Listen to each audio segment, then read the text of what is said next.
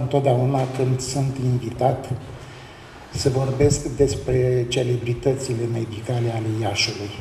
Sigur că asta se datorează în primul rând această invitație profesorului Târcoveanu, prietenul și colegul meu.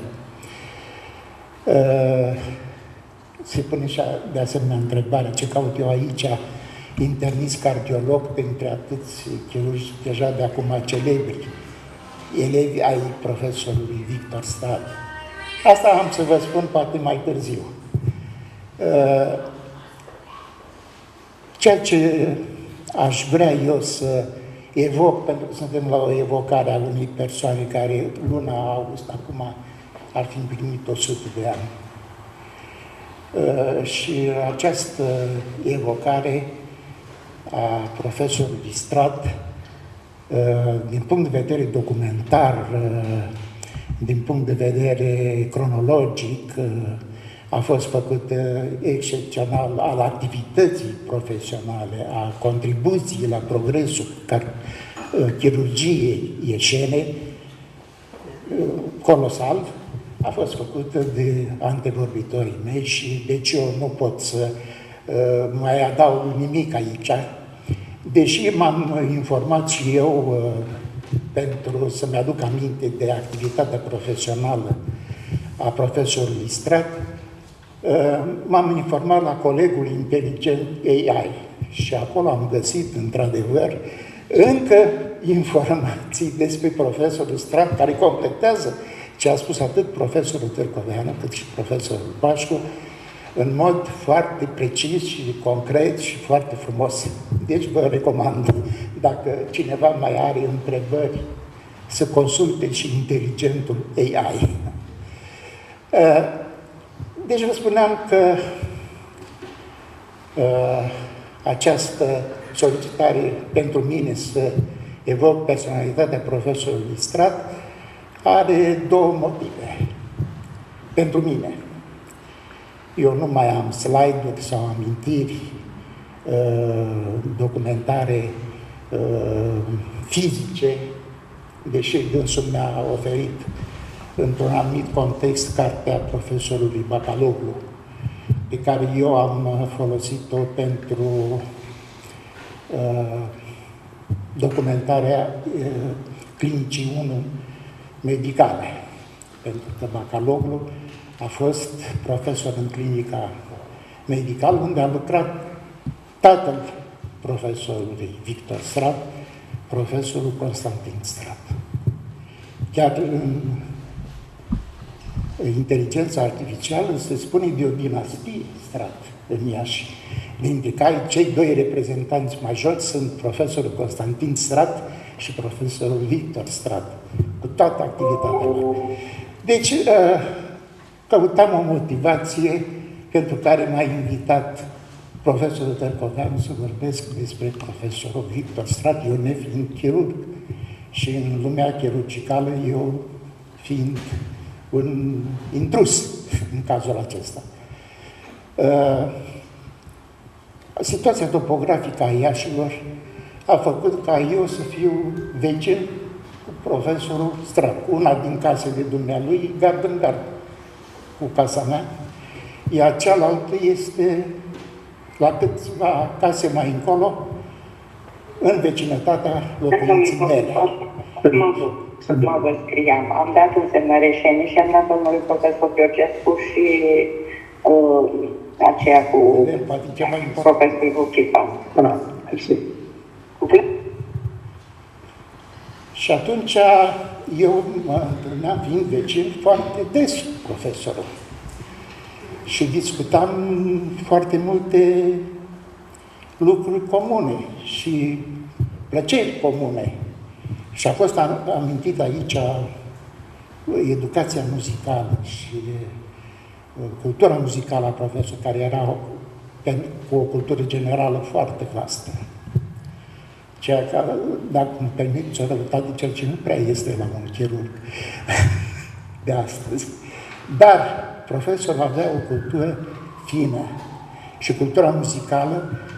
Eu am pedalat pe această plăcere a dumnealui pentru muzică și, așa cum spunea și profesorul Pașcu, am văzut ce colecție de viniluri are și atunci i-am ars de pe YouTube niște concerte, pe DVD-uri pe care le-am oferit și care dânsul deja le cunoșteam, rămas stupefiat câtă cultură avea despre marile opere muzicale și mari compozitori ai lumii. Și lucrul acesta m-a apropiat, pentru că și pentru mine constituia o preocupare muzica. Și acesta a fost un motiv să ne cunoaștem mai bine, să trăim momente și emoții comune care m-au apropiat de acest colos al filologiei ieșene și al culturii generale ieșene. Al doilea motiv pentru care eu am fost apropiat de profesorul Strat a fost că de voie de nevoie, am fost medicul curant al dumnealui timp de 10-15 ani înainte de a se pierde. Și sigur că am trăit și momente dramatice alături de profesor, când m-a suferit, unul din acestea fiind când profesorul era deja acum la pensie, s-a dus în clinica unde a lucrat o viață întreagă și s-a operat de hernie. Sigur că a fost operat excelent de elevii săi și s-a întors acasă, bine, fericit, după care a făcut embolie pulmonară post-operatorie.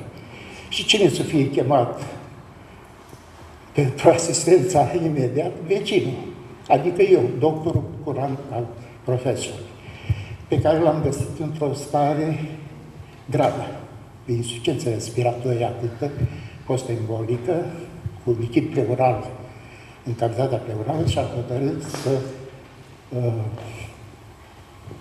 mergem la spital. Și s-a întors din nou la spital. Numai că de data aceasta l-am îndrumat către centru de cardiologie, care inițial nu contestase diagnosticul, dar până la urmă a fost nevoit să-l accepte.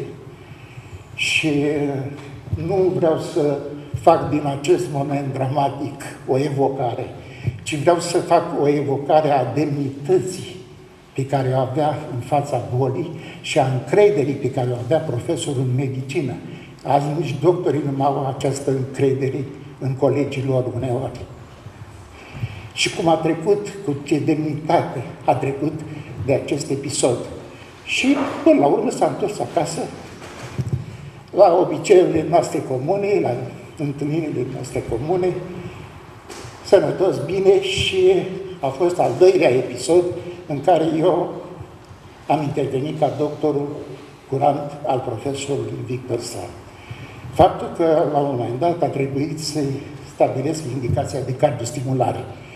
Avea o aritmie pentru care i-am dat medicația antiaritmică, numai că medicația antiaritmică este proaritmică și atunci trebuie să te asiguri de protecția corpului prin cardiostimulare pentru medicamentele pe care le-a dat. Și profesorul a fost de acord, această cardiostimulare s-a împlinit, s-a făcut și a fost un lucru bun, pentru că la un an după asta s-a dus în vizită la nona, mi se pare, în Grecia, și mi-a comunicat acolo că a înnotat inclusiv în mare. Și indicația mea a fost bună. Lucru care mi-a dădea satisfacție și mi l-a apropiat tot mai mult ca vecin și pacient de onoare. Sigur că în încheiere aș vrea să vă citesc ceva care nu a fost menționat aici, și câteva cuvinte care aparțin profesorului în volumul antibiografic din amintirile și activitatea mea de chirurg. Și iată vă citesc ce spunea dânsul. acesta am fost și sunt împăcat pentru cât am putut realiza. Se putea găsi și mai mult. Se pare că eu am lăsat după mine doar o umbră destul de palidă. N-are dreptate. A lăsat o umbră în lumea medicală, dar de colosală. Energia cu care ne-a înzestrat viața e bine să fie consumată până la finele ei.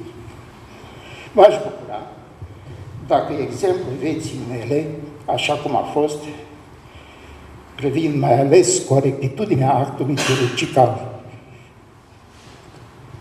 probitatea în munca științifică, grija față de omul bolnav, l-a determinat pe un tânăr, de unde sunt tinerii?